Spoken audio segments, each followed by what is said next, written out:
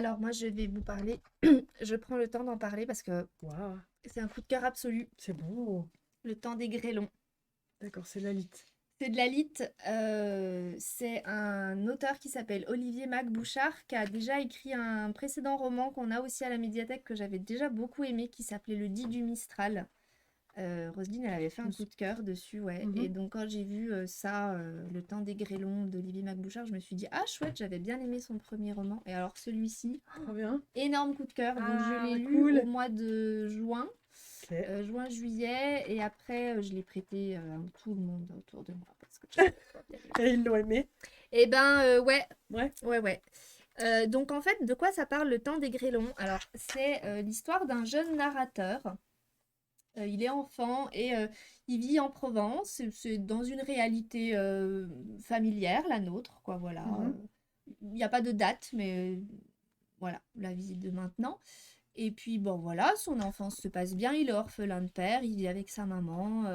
Il a des copains à l'école, Jean-Jean, Wendo. Enfin, et en fait, donc c'est son point de vue, c'est lui qui narre l'histoire, c'est un point de vue subjectif. Et du coup, il est un peu naïf, mais alors au début on se dit bah c'est un enfant, c'est normal, mais on Mhm. sent qu'il est un peu en décalage. Par exemple, quand il parle des adultes, c'est les grandes personnes Ah, comme dans le Petit Prince. avec des Il majuscules, tu était vois. comme Les ça. grandes personnes, ça englobe voilà tous Ok, les c'est adultes. marrant. À l'école, donc il a son copain Jean-Jean, sa copine Gwendo, et puis bah il y a forcément toujours des gamins dans une classe qui mettent un peu le bazar ou Ouais. c'est les éléments perturbateurs.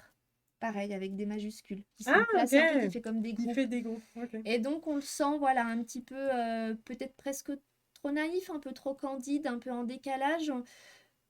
Il n'y a pas d'allusion qu'il aurait un trouble, quel qu'il soit, c'est juste que voilà, on a l'impression qu'il comprend pas bien le monde qui l'entoure. Ouais. En fait, il a simplement compris qu'il fallait pas trop qu'il fasse de vagues, puis qu'en gros, il fallait qu'il fasse ce qu'on attendait de lui pour que les gens soient contents. Ok. Puis ça lui suffit, quoi, il se contente de peu. Pour le moment. Euh, donc ça, c'est le tout début du livre. En fait, il va se passer quelque chose de fou dans cette réalité. C'est que les appareils photos cessent de fonctionner du jour au lendemain. C'est-à-dire qu'ils continuent de prendre les photos. Que les appareils Mais en photo. fait, les appareils photos n'impriment plus les gens. On ne peut Ah. plus prendre de photos des gens. C'est-à-dire qu'il y a Oh. personne. Que les En fait, il paysages. s'en rend compte parce qu'il prend une photo de son chat. Son chat s'appelle Kodak. Son père était photographe. Génial. Son chat s'appelle Kodak. Il prend une photo de lui et son chat. Et en fait, sur la photo, il n'y a que le chat. Qui se dit, tiens, c'est Oui, bizarre, il y a eu un il bug tient le dans chat la... et le chat, il Il est... y a eu un bug dans l'impression de la photo, tout ça, machin, et non.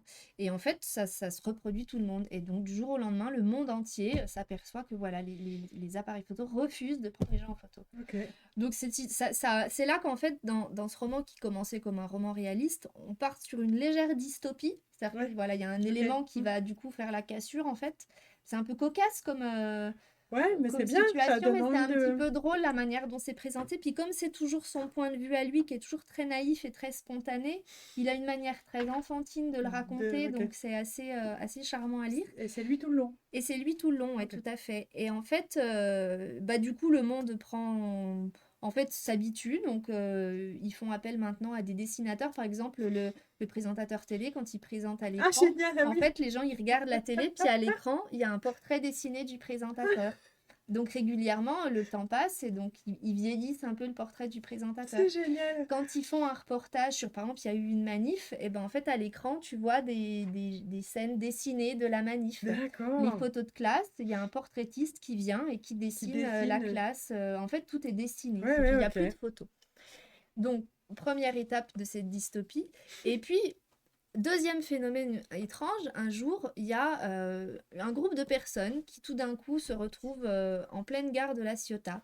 Ils sont tous habillés comme s'ils sortaient de 1900, enfin du Ah. début du fin 19e, début 20e. Mhm. Et en fait, ils sont sur les quais et perdus, complètement désorientés, comme s'ils avaient surgi du néant sur Ah, le quai de la gare. ok. Ils restent là pendant des jours, personne ne sait qui c'est.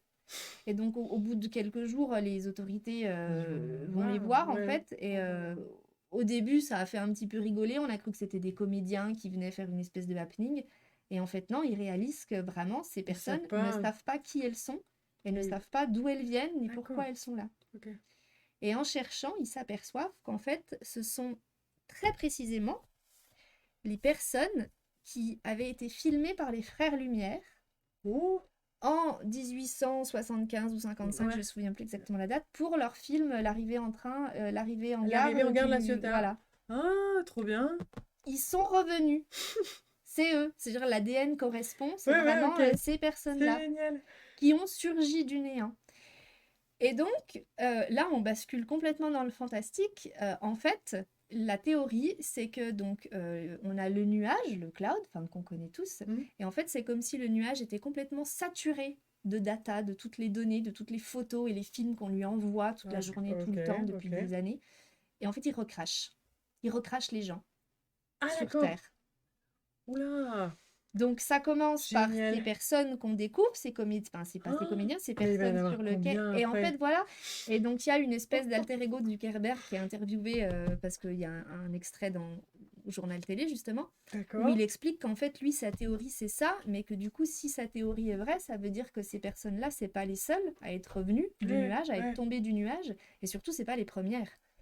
Donc en d'accord. fait, petit à petit, les autorités vont se mettre à chercher. Et effectivement, ils s'aperçoivent que ces derniers temps, il y a eu plein de cas de gens, de SDF, qui restent toujours au même endroit, qui ne bougent pas, qui parlent pas, qui sont complètement hébétés et qui ont surgi comme ça du jour au lendemain, on ne sait Ok. pas qui c'est. Et en fait, toutes ces personnes, c'est des personnes tombées du nuage. Mhm. Donc effectivement, en gros, ça veut dire que toutes les personnes qui ont été photographiées ou filmées sont amenées à revenir. Et du coup, elles reviennent par ordre chronologique des prises de vue. Mais il va y avoir des doublons de gens après? Il y a des doublons de gens. En fait, ça Oh, pose, si tu veux, au départ, c'est une situation complètement cocasse parce que toi, tu lis le truc en plus à hauteur de ses yeux ouais, mais non, d'enfant, mais tu bien vois. Donc, sûr.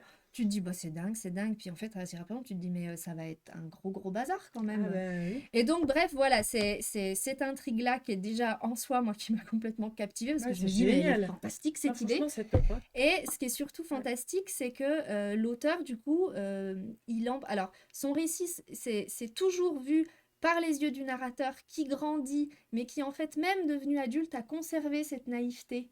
D'accord. Ah Parce oui, que tu le suis justement, il y jusqu'à. a ce côté où il comprend pas le monde, il n'a pas tous les codes, en fait. Hmm. En fait, il y a une espèce d'absurdité du monde pour lui, et du coup, il n'arrive pas à être cartésien ou à prendre les choses au sérieux, Ouais, parce que ouais. pour lui, tout est complètement absurde. Et, donc, en fait, l'auteur, il va aussi trouver, il va faire plein de métaphores photographiques et climatiques, c'est-à-dire que donc on a ce nuage, Hmm, hmm. et donc ces personnes qui tombent, ça va être des grêlons. Ah, c'est pour ça que je vais te demander le temps des grêlons. Voilà. Et Ok. donc, comme du coup, elles reviennent par ordre chronologique, ça veut dire qu'en fait, Hmm. on va pouvoir en fait prédire qui revient quand.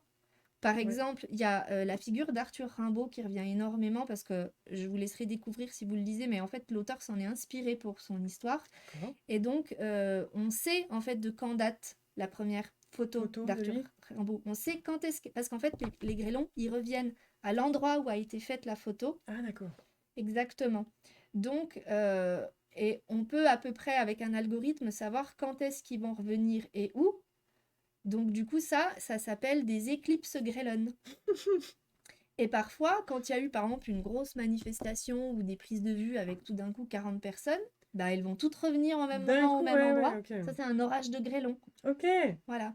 Et ces personnes qui reviennent complètement hébétées, en fait, il faut bien s'en occuper parce que du coup, elles sont vivantes, mais elles n'ont plus aucune existence administrative puisqu'elles sont censées être mortes depuis des Ouais, années. ouais, bien sûr. Donc, qu'est-ce qu'on en fait? Alors, le narrateur, du coup, il se retrouve devenu adulte, il ne sait pas trop quoi faire de sa vie, et en fait, il va se retrouver animateur pour grêlons. C'est-à-dire que la Légion, Ouais. l'ordre, enfin Les militaires. les militaires, voilà, eux, en fait, comme la Légion, c'est une famille, et bah du coup, les grêlons légionnaires, ils les récupèrent dans leur caserne pour s'en occuper, en fait, parce qu'ils veulent pas les laisser tomber. Ok. Et du coup, l'idée, en fait, de ces grêlons, c'est que il faut essayer de les réveiller parce qu'en fait, ils arrivent du nuage, ils parlent pas, ils savent pas où ils sont, Hmm. ils sont perdus, quoi. Donc, pour leur redonner un petit peu cette envie de faire quelque chose, eh ben, il faut provoquer leur illumination. En fait, tout est vraiment filé, C'est c'est-à-dire que... génial. Et ça donne un univers qui est extrêmement cohérent de bout en bout, alors que Ouais, c'est dingue. c'est complètement de la science-fiction. Mais c'est bien, du coup, ça élargit un peu sur l'accueil.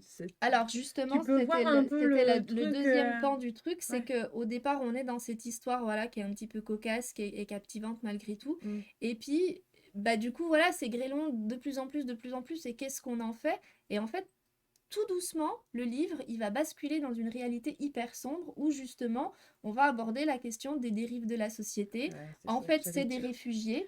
Ouais, c'est Et ça. du coup, bah, c'est la question de qu'est-ce qu'on fait des réfugiés et donc l'extrémisme, le populisme. Et du coup, il y a évidemment des personnes qui sont anti-grêlons, donc elles se Mhm. font appeler les frelons, des chasseurs Punaise, d'abeilles, quoi. d'accord.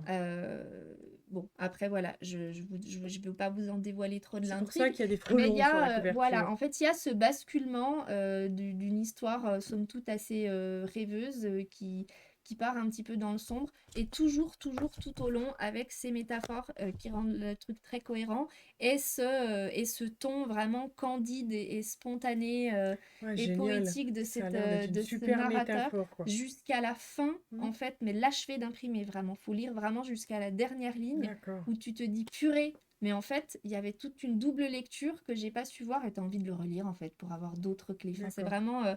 Ça a l'air top, hein. Ah ben, Puis il a une super édition, je trouve. Il donne trop envie. il est captivant, c'est aux Il est beau. éditions Le Tripode. Alors, il avait déjà édité aux éditions Le Tripode le 10 du Mistral, que je vous conseille aussi. Ah, Parce ok, que, c'était lui.